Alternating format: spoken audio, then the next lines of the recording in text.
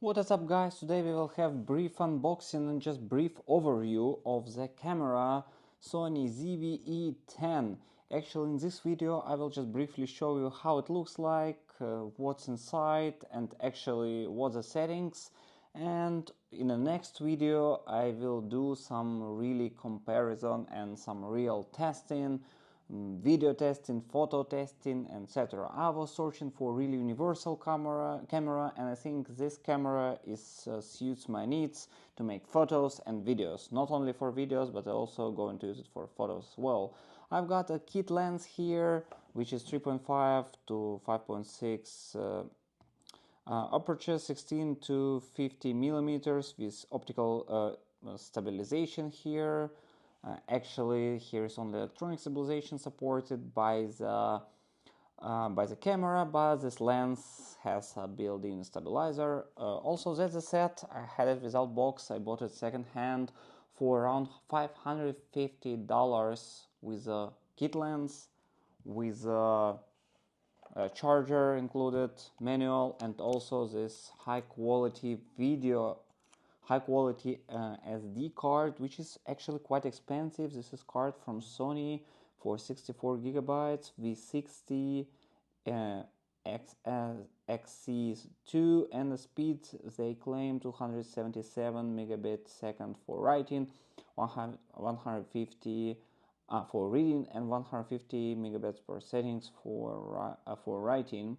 64 megabytes, tough, they call the series, and actually it's quite high quality. And this card single only costs $70, and second hand maybe around $50. So actually it's quite a good deal for $550 for all of this. I bought actually everything separately. I've got, okay, it's actually not that convenient to fit, but remember you should fit it this way. Battery, of course, info lithium, that's how they call it, Sony MPFW50, and it's 1020 milliampere hours, rechargeable lithium battery, fit quite well, and you close it this way here. So the kit, I bought the body of the camera for $500, and I paid extra $50 for kit lens, so $550 but without box. So I have manual. This camera was bought in this Wilverland and produced in Thailand. This was also printed in Thailand. Here we see where to find it, made in Thailand, made in Thailand here. So everything actually is made in Thailand. Let's check the charger. Charger is made in China. All right. So we've got Type-C charger here. Actually, it's 7.5 watt here, 5 volt, 1.5 ampere here. But I think you can use any other charger and it will be no problem to hand this long thing with you. So you can just charge it by Type-C, which is really convenient. Don't need to have any additional chargers with you all the time. Also, you have the covers here. If you disattach the lens, so that's how it looks like. It's crop lens here, and you can of course close it. This way you can close the body. This way you can close the kit lens. So that's how it looks like. Very compact, very thin. So let's try it out. Let me just put it everything apart here. The lens is an E-mount lens, very regular for Sony, and you have so many alternative available here as well. Okay, so let me just fit it here. Okay, this I don't need anymore. All the things I put aside, and let's focus on the camera itself. And I have a scales here, so basically let's turn it on and let's check it out. What's the weight in the kit lens? So it's 480 grams with a kit lens, with all this protection against wind, with maybe this thing a bit more. No, 100.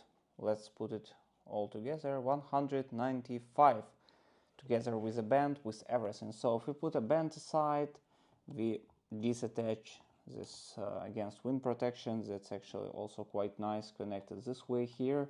there's a microphone, 3 microphones here, and just check the body. Of course, you will not handle body this way, so let's put a cover at least for the body itself, and let's weight it here. 360 gram. It's amazing weight. It's really lightweight in camera, and even with a kit lens, it's really good results for the weight testing. Okay, let me just put everything back. Okay, this thing I don't need for now. Let's just test it out without this wind protection. So the scales also no need. Let's move on, testing the camera itself. So that's how it looks like. From the top you've got the microphone here. It's supposed to be 3 microphones. I don't know where they're allocated.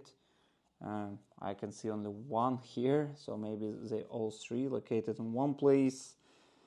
Maybe here is 1 mic, seems, or it's sound. Let's check it out when we move it here. Here we can connect additional light or any other accessories like flashlights, etc. From the right side you have the zoom, you have the photo button, video button, switch between photo, video and scene S&Q, also C1 programmized button. Then you have the wheel, you can also set it up to your preferences, what you want to do with this one, turn on, turn off. Here it's also menu, FN, you can connect to your phone.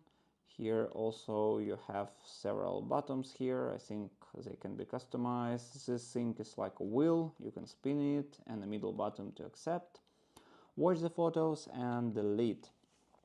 From the front you can grip it this way. Of course it's quite convenient in your hand, a bit light, but in general it fits well. Actually it's like a mouse, you know, you have a big mouse, you have small mouse for your laptop, and this sort of small mouse, so it's still convenient to use it. Of course when it's bigger it's a bit more convenient to hold it, but it's very light, so it's also advantage here. From this side we've got here Type-C port for charging, mini HDMI here available, and headphone jack. That's really amazing that you have it, so you can listen what you record. It's quite interesting. That's not in many cameras this thing is available here. And Type-C for charging, USB connection to your laptop, very convenient to have it. And also separately microphone jack. I don't know why they're located here, but I think I know the reason, just to not to disturb you when you connect your microphone, so you can see the screen purely instead of opening this thing, so you will not see the screen quite well, as it will be on the middle. So actually the screen, the screen is actually high quality, 3 inches, quite convenient. You can move it this way, up to your preferences, how you want, even down, up. But actually, as you see, Sony is vice versa, so they expect that you will do it or this way or vlogging way like this, which is quite convenient to hold it and vlog yourself. Alright, also here is nothing inside, seems like plastic, sort of metal on the top, and this one's sort of rubber. So the lens itself, it's actually 4.5 millimeter. You see, the cover is really small, so if you need ND filters, it will be also quite small. I don't know why they didn't make it all the way around here, but the lens is here, so that's how it looks like. Sony optical steady shot. Let's turn on the camera finally and check it out. So firstly I will show you the screen here, turn it on. So that's how it looks like. You have 2 channels here, so ZV-E10 4K indicated here. So let's check out what kind of settings we have here. So in intelligent mode you don't have actually any settings. This button switch between this one S and P. So I think sort of manual, where you can set up what you want and record in case you need it, or make a photo. Or no, it's only for videos, I guess. The photo mode, also in intelligent mode, not adjustable here. Let's show you how to change the modes. That actually is a bit disadvantage changing the modes here. As you see many settings, the screen is not sensor, doesn't work, so useless a bit, then you can use only the buttons here. Alright, so you have shot-in mode. You can change it to manual exposure, just manual maybe, yeah, manual mode, or program out. Okay, manual mode, manual exposure mode. So here it's more customizable. You can change the exposure here. ISO can be adjusted. Okay, ISO, also all the others. When you zoom in, zoom out, you have different settings here, changeable as well.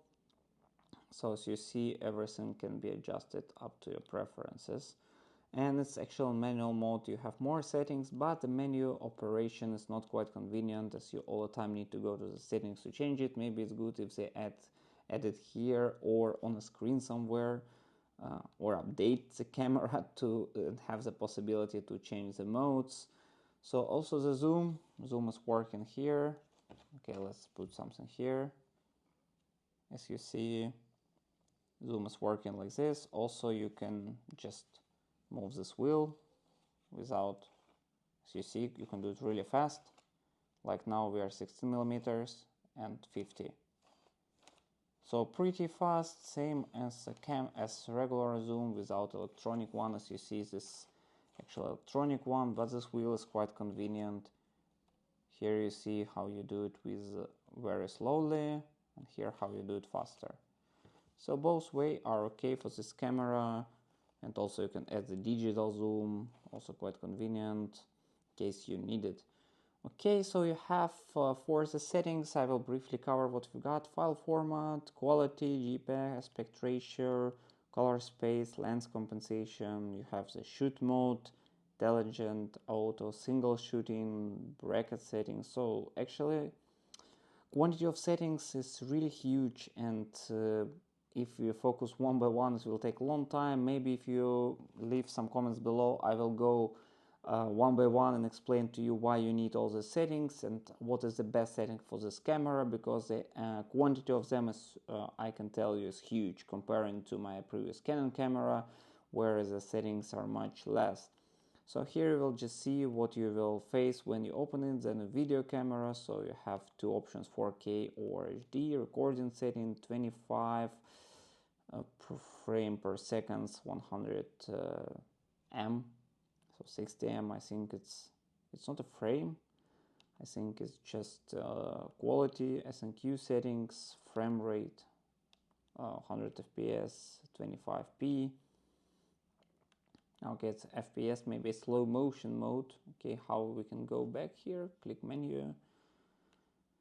Okay, proxy recording, slow shutter, initial focus, magnitude, audio recording, level display, audio out, timing, white noise reduction, steady shot. You have standard or active or off. I don't recommend to use this option. It's better to do it later on when you just making and editing the video.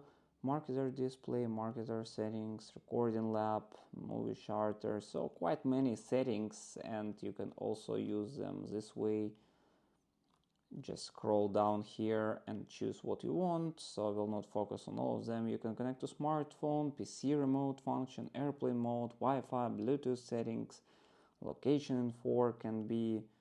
So here's for playback only, nothing to check. Monitor brightness, you have manual or sunny weather or manual here available, up to your preferences as well. Actually, it's quite bright, even in a sun mode, let's say high or standard. You can keep standard to save some power. You have power settings option, power saver 1 minute, power saver by monitor, auto power off temperature, standard or high. So also if you want to protect your battery, better to keep it standard. Cleaning mode, touch operation, HDMI settings. You can choose resolution even up to 2K for HDMI.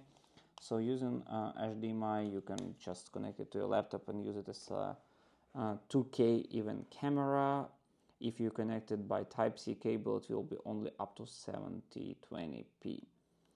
Okay, some settings available here will not cover. USB power version. Let's check the version. ZV-E10 version 2, lens version 1. Display media info. Okay, so just some settings. Okay, so basically from settings itself, that's it. Let's make several shots, and on the next video I will focus more deeply and test this camera in all the modes available and also with different lighting condition. Okay, let's make some series of photos and you will see them right now.